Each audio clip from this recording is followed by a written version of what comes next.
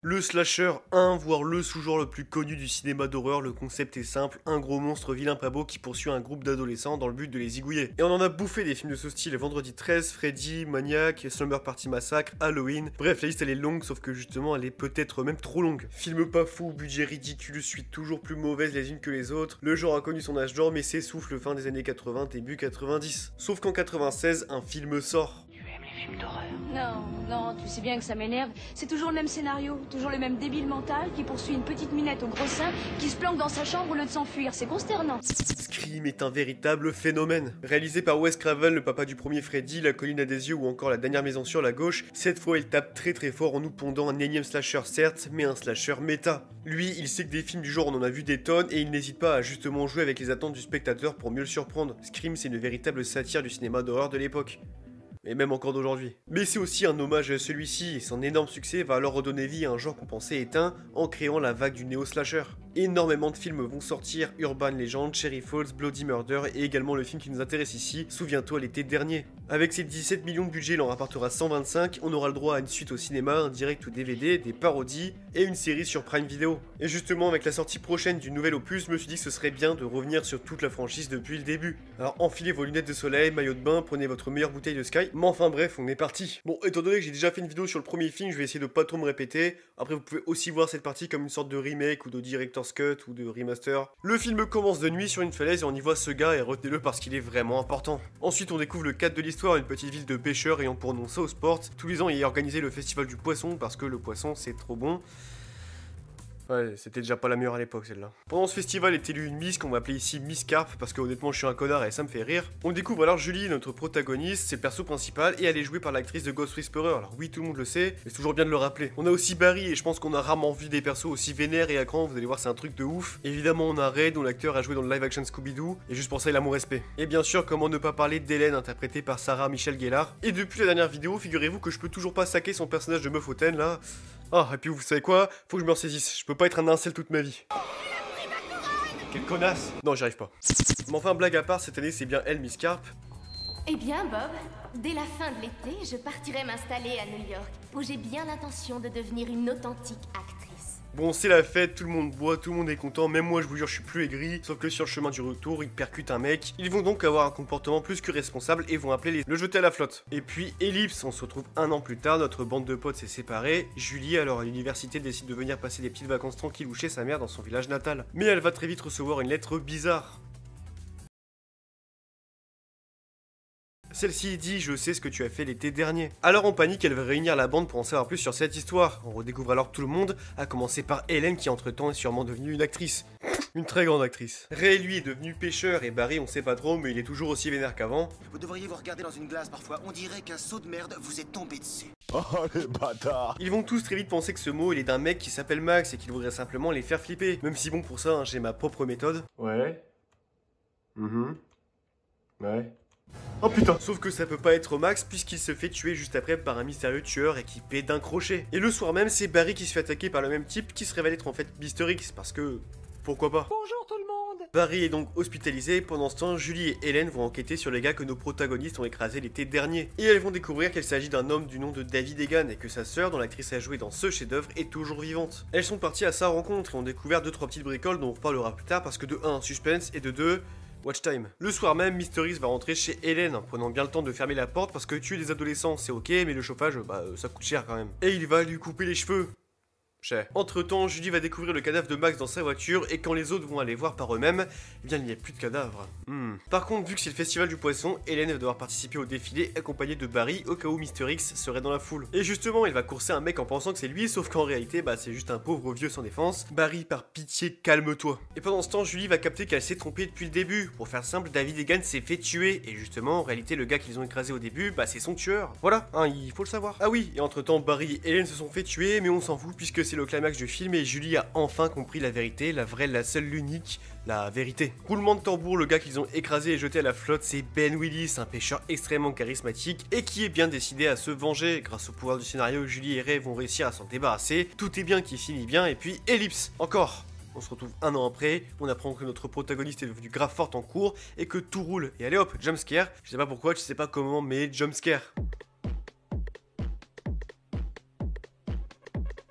Ok, lui c'est Kevin Williamson, le futur scénariste de Scream, et en 95 il écrit un script. Une adaptation à l'écran du livre Comme en un mauvais rêve de Louise Ducamp, chelou le titre d'ailleurs.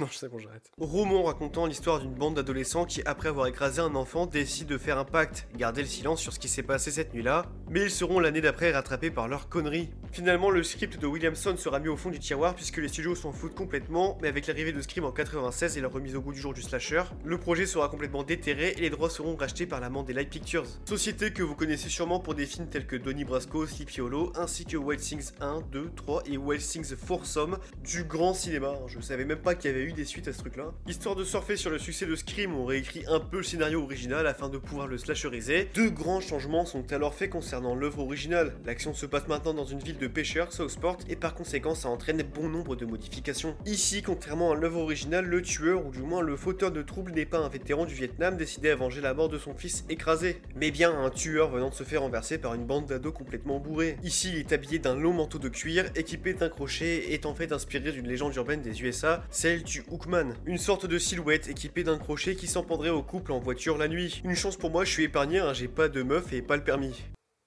Merde. Bref, tout est good, on a juste besoin d'un réal pour faire le film, et pour la petite anecdote, celui d'Urban Legend voulait s'occuper du projet. Il a même réalisé une sorte de faux trailer pour voir un peu comment ça rendrait. Finalement, le projet tombera entre les mains de Jim Gillespie, je sais pas comment ça se prononce, qui réalisera l'exploit de le produire en seulement 6 mois. Mais honnêtement, ça me paraît tellement infaisable, je doute un peu de l'information. Mais au final, souviens-toi, l'été dernier, c'est comment? Bah, c'est correct, hein. Comme je l'ai dit l'année dernière dans cette vidéo, c'est sympa, divertissant, pas mauvais du tout, mais ouais, je reste sur ma faim. Alors à la base je pensais que c'était dû à la violence très soutenue de l'œuvre comparée aux autres slashers du même type, mais c'est impossible. Car ces films d'horreur sans aucune goutte de sang qui se reposent sur l'ambiance pour faire peur, il y en a pas mal que j'aime beaucoup, comme par exemple Ennis Man, Skinamarink, ou encore ce chef-d'œuvre qui est Lake Mungo, regardez-le vraiment. Alors peut-être que c'est à cause des nombreux clichés du métrage, parce que ce film en est bourré. Sérieux, tous les persos sont des caricatures ambulantes. Alors on a la fille timide qui va progressivement devenir une final girl et niquer le méchant à la fin, la meuf belle et populaire qui se repose sur son physique, le gars introverti un peu chelou que tout le monde se met à soupçonner à un moment donné mais qui est en fait très cool, et bien sûr le mec vénère. Ah ouais non ça c'est...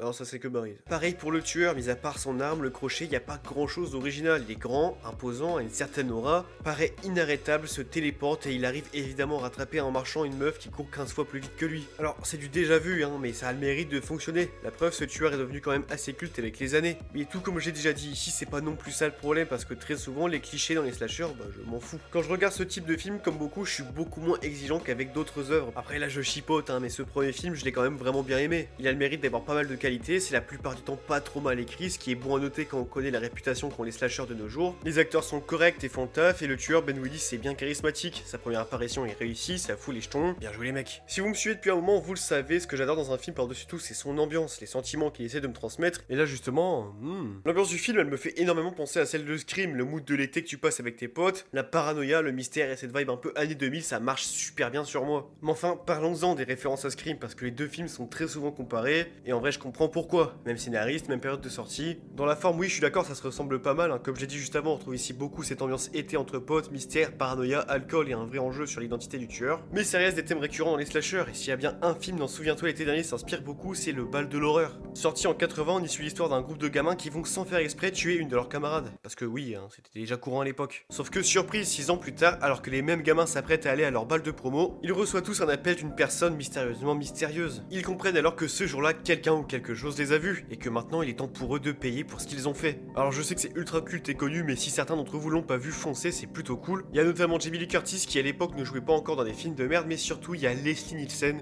et croyez-moi juste pour ça vaut le coup. Pour conclure, Souviens-toi l'été dernier n'a absolument pas le même objectif de satire et de parodie que Scream, et c'est ok.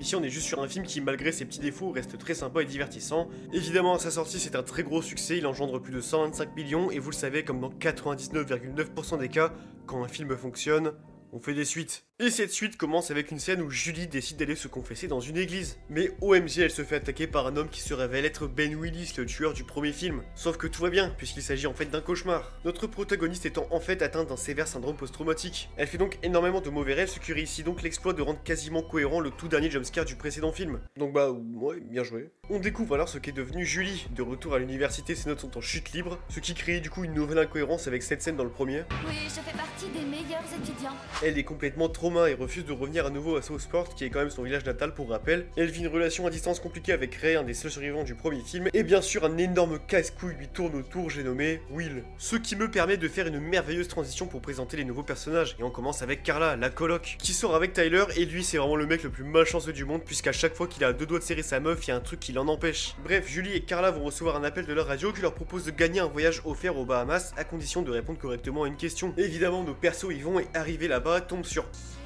Non. T'as besoin de quelque chose? Non, pas ce connard de Jack Black. Comment ça va, mon frère? Vous cherchez de la fumette? J'ai du super double zéro et de l'excellente colombienne. Oh non, putain.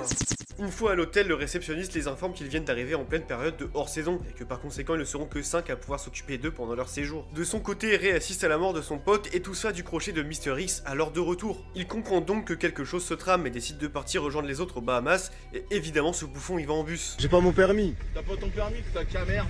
Du côté de Julie, les autres, les vacances sont vraiment pas terribles. Énorme pluie, cadavre dans le placard, et évidemment Jack Black qui vient nous casser les couilles. Oh putain, merci. Entre temps, Tyler et Will vont découvrir le cadavre de Jack Black et Carla celui de la femme de ménage. Mr. X, et j'arrêterai jamais cette blague, piège donc Julie histoire de la faire griller. Elle se fait sauver par les copains et débute alors l'acte final. Tyler se fait tuer et on découvre alors la vérité. Ben Willis n'est pas mort et est bien décidé à se venger, encore une fois. Mais il est maintenant accompagné de son fils, Will. Notre protagoniste capte que toutes ces histoires de voyage n'étaient qu'un coup monté pour la tuer, mais soudain Ray arrive de nulle part et nos deux héros se débarrassent de nos deux tueurs, retrouvent Carla et tout est bien qui finit bien. On a alors une ellipse, Ray et Julie viennent d'acheter une maison, tout va bien et allez hop, jumpscare. En vrai je sais honnêtement pas où me placer avec ce film parce qu'ici il y a deux types de personnes, les spectateurs qui l'aiment bien et les spectateurs qui le détestent au plus haut point, et je suis carrément au milieu. Honnêtement, Souviens-toi l'été dernier 2, c'est ni assez mauvais pour que je lui crache dessus, ni assez bon pour que je l'invite à boire un café. Il a à la fois pas mal de qualités et pas mal de défauts. Et dans cette partie avis/critique, on va parler en mélangeant un peu tout. Parce que le truc c'est que si je parle en premier des qualités et ensuite des défauts, on va penser que je déteste ce film, et si je fais l'inverse, on va penser que je l'adore. Alors qu'en vrai mon opinion sur cette suite c'est un peu des deux, je suis l'homme le plus indécis du monde. Pour commencer, Souviens-toi l'été dernier 2 a un énorme problème d'écriture, et surtout en ce qui concerne les personnages. Ça volait déjà pas bien haut dans le premier, mais là, aïe aïe aïe aïe. Alors certes, les persos de l'original étaient un peu clichés et débiles, un peu beaucoup même, mais je trouve pas qu'ils en étaient pour autant chiants ou détestables. Et surtout le truc, c'est qu'on a appris à les connaître eux et leurs problèmes, ce qui avait le mérite de créer chez les spectateurs un petit sentiment d'empathie. Par exemple, Julie, elle galère en cours, décide de revenir dans son village natal pour retrouver sa mère, mais est juste rongée par la culpabilité. Hélène, elle n'arrive pas à réaliser son rêve de devenir actrice et se voit contrainte de bosser dans un truc qu'elle aime pas forcément. On remarque aussi qu'elle a énormément de problèmes de famille, notamment avec sa sœur qui a l'air de la détester, et aussi avec son père qui s'en bat tellement la race d'elle qu'il laisse rentrer des tueurs chez lui. Bon, dans le 2, l'écriture des persos, ça se résume à Tyler qui arrive pas à serrer sa meuf, Carla qui saute sur son lit, what the fuck, et Will qui arrive pas à serrer Julie. Oh, c'est un peu léger quand même. Mais à côté de ça, le film a quand même le mérite d'essayer de proposer quelque chose de nouveau. Un nouveau scénario dans lequel on quitte Southport et l'université pour explorer une nouvelle île avec un hôtel vachement beau, et mon dieu, merci de ne pas me resservir un simple réchauffé du premier film. Merci d'au moins essayer de me proposer quelque chose de nouveau, comparé à tes lamentables suites. Bon, tu seras gentil d'arrêter d'essayer de faire de l'humour parce que ça ne marche à aucun moment. Parce que ce soit Jack Black qui fait comme d'hab du Jack Black, hein, c'est-à-dire essayer de paraître cool, branché alors qu'il sait même pas ce qu'il faut là. Oh mais vraiment pitié, arrêtez de donner des rôles à ce genre de mec. Il nous fait déjà assez chier dans les grosses productions modernes, c'est pas pour en plus qu'il vienne nous casser les couilles dans les films d'horreur. En d'autres termes, je suis allergique à ce mec. Mais enfin, le film ne s'est pas contenté que de lui pour continuer les blagues de mauvais goût, hein, genre la scène du karaoké. Oui, on a remarqué. Ou alors la mort de Tyler, par pitié, écoutez ce dialogue. J'ai une trique d'enfer. Et jusqu'ici, j'ai pas encore vu l'ombre d'un tueur en série. Oh, faut voir comment j'ai hurlé de rire à ce moment-là. Et tout ça sans parler du sourire de Will. Je suis méchant. Par contre, il faut bien le reconnaître, l'ambiance globale est très réussie. Quitter village de pêcheurs qu'est Southport pour se rediriger vers les Bahamas, c'est une très bonne idée. On nous sert encore une fois une sorte de vibe été, mais très différente du film précédent. Fini le village un peu banal, mais qui reste excellent, et bonjour les tropiques. Plage, piscine, palmiers, bar, dans ce film on a absolument tout, et ça fait plaisir. On a aussi une nette amélioration concernant les kills. Là où dans l'épisode précédent c'était jamais très violent, ici on fait carrément un pas en avant. Un peu plus de sang, de violence, de crochet, ouais, ça fait le taf. Mais si je dois bien avouer que je ne déteste pas les deux premiers actes, ils ont à la fois des défauts et des qualités, je suis en revanche beaucoup moins fan de l'acte final. C'est-à-dire la partie où, oh là là, Ben Willis est de retour, oh là là, Will c'est en fait son fils. Dans cette partie du film, tout est absolument raté, soit les deux antagonistes en font beaucoup trop, enfin, regardez comment ils se parlent. Tu le veux pas? Redresse-le-moi, s'il te plaît. C'est limite s'ils sont pas en train de se check, hein. Puis la révélation du retour de Ben, oh là là. C'était évident qu'il serait de retour, le peu de suspects qu'on avait concernant l'identité du tueur sont morts, plus on a Julie qui dit ça. Ils n'ont jamais repêché le corps. Mais bon, la mort de Will c'est pareil, elle est tellement débile, mon dieu.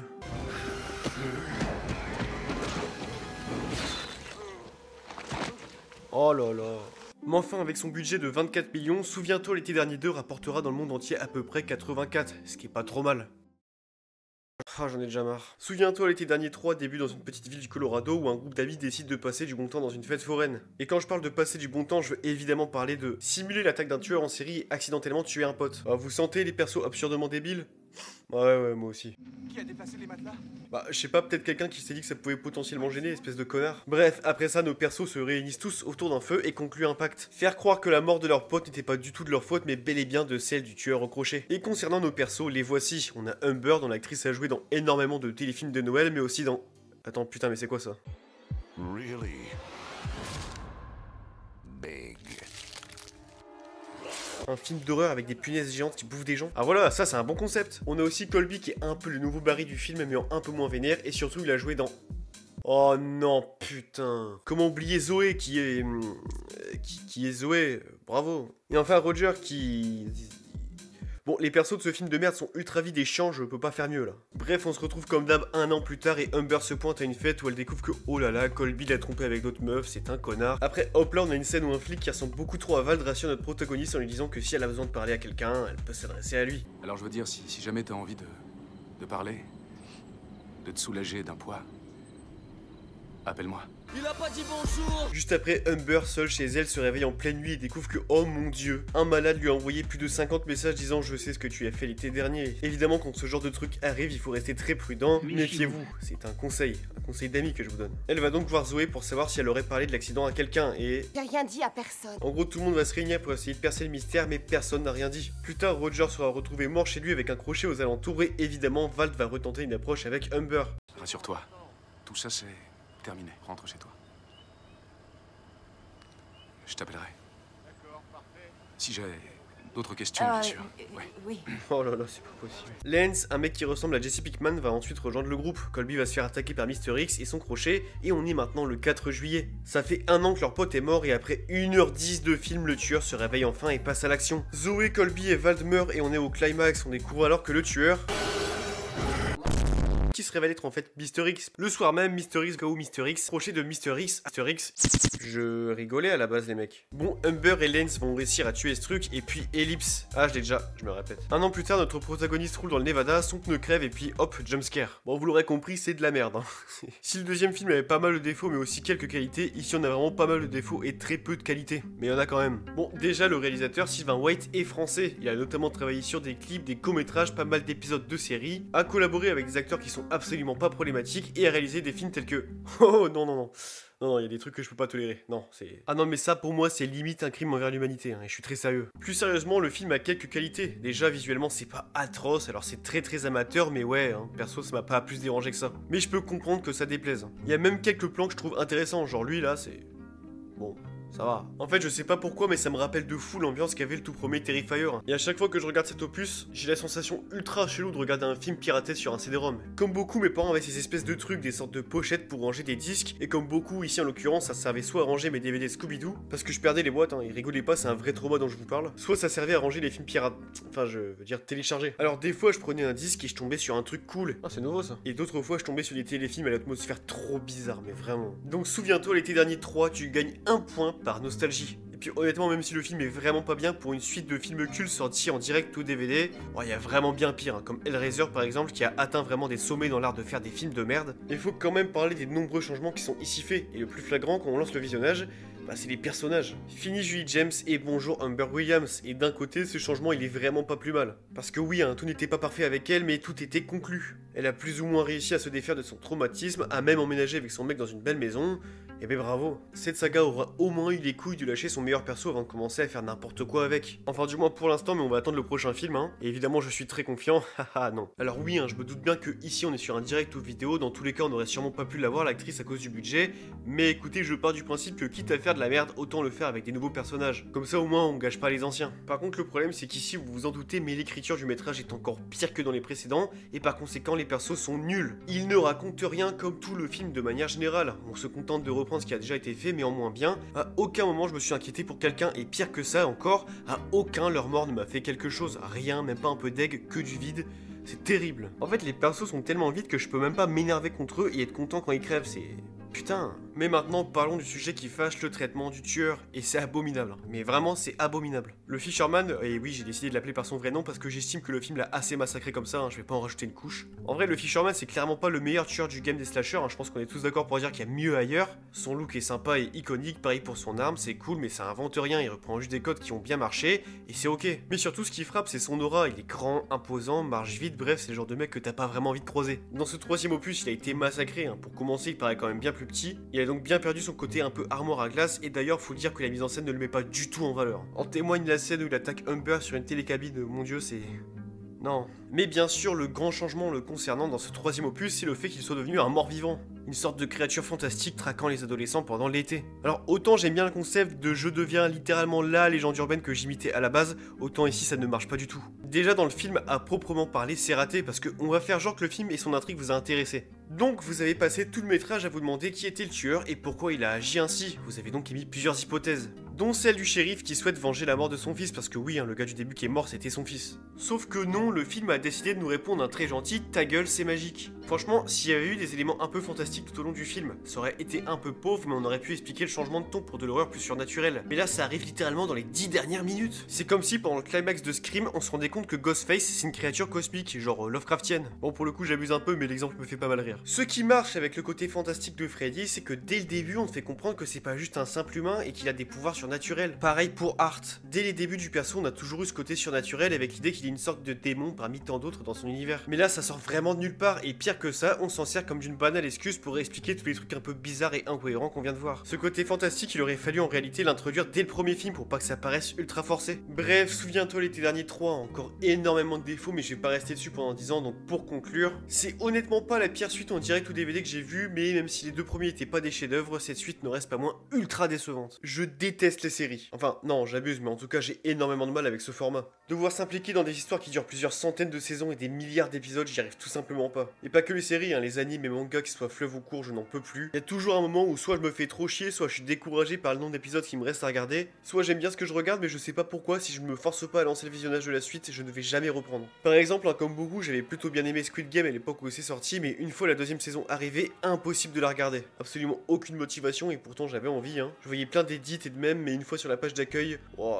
non, flemme, je vais rester une autre fois. Et aujourd'hui, j'entends parler de la saison 3 et moi je suis comme un gros singe au milieu de la discussion là. Mais il y a quand même des exceptions, notamment Breaking Bad que j'ai adoré, hein, mais pas Better Call Saul. Sans parler de ce chef-d'œuvre qu'est The End of the Fucking World. En tout cas, pareil du côté animé, hein, j'ai évidemment eu ma grosse période au collège, mais aujourd'hui, impossible. Je me suis bouffé plus de 700 épisodes de One Piece avant de me rendre compte que le lore avait beau être très cool, et bah le rythme, lui, il est atroce. L'animation est regardable une fois tous les 100 épisodes, et honnêtement, arrivé à Dressrosa, je me suis rendu compte que le dernier arc que j'avais aimé, bah c'était Enies Lobby. Voilà, hein, c'est-à-dire que j'ai passé plus de 400 épisodes à regarder un animé en espérant que le prochain arc soit enfin un minimum sympa, et ça n'a quasiment jamais été le cas. Dragon Ball, j'en parle même pas, j'ai sincèrement attendu Dragon Ball Daima en espérant que ça pouvait être cool et potentiellement me faire revenir dans le secteur, mais spoiler alerte, ça pue la merde. Et on n'aurait jamais dû avoir le retour de la licence en 2013, hein, vraiment, et c'est un Gen Z qui vous le dit. Bon, par contre, je reste quand même un énorme fan du manga original, hein, faut pas déconner. Enfin, sincèrement, le découpage et le rythme sont tellement incroyables, je peux pas rester insensible. Mais en ce qui concerne les séries, je commence tout doucement à aimer ça. Je suis vraiment de plus en plus curieux en ce qui concerne ce média et je m'intéresse de plus en plus à certaines choses. Par exemple, en ce moment, je suis en train de dévorer The Office et forcé de constater que oui,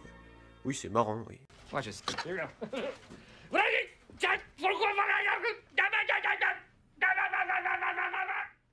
Du coup, tout ça pour dire que j'ai extrêmement peu d'expérience dans les séries et que j'en ai vu très peu. Et oui, un fan d'horreur, au risque de vous décevoir, j'ai pas encore vu la série Hannibal, Scream, Chucky ou American Horror Story, mais ça va arriver, surtout pour American Horror Story. Enfin bon, quoi qu'il en soit, en 2023, Prime Video a sorti une série, souviens-toi, l'été dernier. Une sorte de remake slash reboot slash je sais pas trop quoi. Et j'ai toujours entendu parler de ce truc comme d'une sorte d'affront au premier film, mais vous me connaissez, j'écoute rarement les critiques et je préfère me faire mon propre avis. Alors j'espère que vous êtes prêts parce que c'est la toute première fois qu'on parle d'une série sur la chaîne, et j'espère qu'elle va être bien, histoire de pouvoir marquer le coup. Spoiler, non. La série nous raconte l'histoire de deux sœurs jumelles, Lennon, une ado ultra arrogante, manipulatrice et prête à littéralement tout pour avoir ce dont elle a envie, et sa sœur Allison qui est tout l'inverse, un peu coincé, méga introverti, enfin bref, vous voyez. Après une énorme dispute, Allison décide de se barrer de la soirée tout en ramenant avec elle les potes de sa sœur. Sauf que patatras, sur la route, elle écrase cette dernière, seulement tout le monde pense que c'est Allison qui est morte, donc Lennon va se faire passer pour sa sœur. Parce que je sais pas, hein, je suppose que je dois pas trop réfléchir. Donc en gros, pour récapituler, Lennon est morte et Allison se fait passer pour Lennon pour faire croire que c'est Allison qui est morte. Ah putain, on est qu'au début de la série, je comprends déjà plus rien. Bon, comme dans les films précédents, tout le monde va jurer de rien révéler, et pire que ça, ils vont même planquer le cadavre dans une grotte qui a autrefois abrité les activités d'une secte. Un cadavre dans une grotte, y a absolument aucune chance qu'on le retrouve. Évidemment, comme d'hab, on se retrouve un an plus tard, Allison revient chez elle et oh non, un mystérieux individu sait qu'on a écrasé ma sœur et cherche à se venger. Oh. On retrouve alors tout le monde que je vais rapidement présenter. Margot, l'influenceuse ultra casse-couille qui fait des stories des live TikTok H24, même à un enterrement, parce qu'on n'oublie pas que les scénaristes sont des connards de boomers, qui ne savent évidemment pas écrire des adolescents sans les rendre abusément clichés. Un live TikTok à un enterrement, mais... Putain. Il y a Riley qui se drogue et Dylan qui est timide et absolument un mec bien dans le droit chemin. Enfin littéralement, hein, c'est la série qui te le fait comprendre. Et on a Johnny que j'ai juste retenu comme le mec qui se tape son prof de sport. Bon, pour faire simple, Johnny va mourir, on va apprendre que le père de Lennon faisait partie d'une secte, Riley est laissée pour morte, la mère d'Allison qu'on croyait morte n'est pas morte mais elle se fait tuer à la fin de la série. Dylan apprend que elle c'est pas Lennon mais Allison, du coup il est foudrage, la série nous fait croire que c'est lui le tueur, mais en fait non, c'est Margot.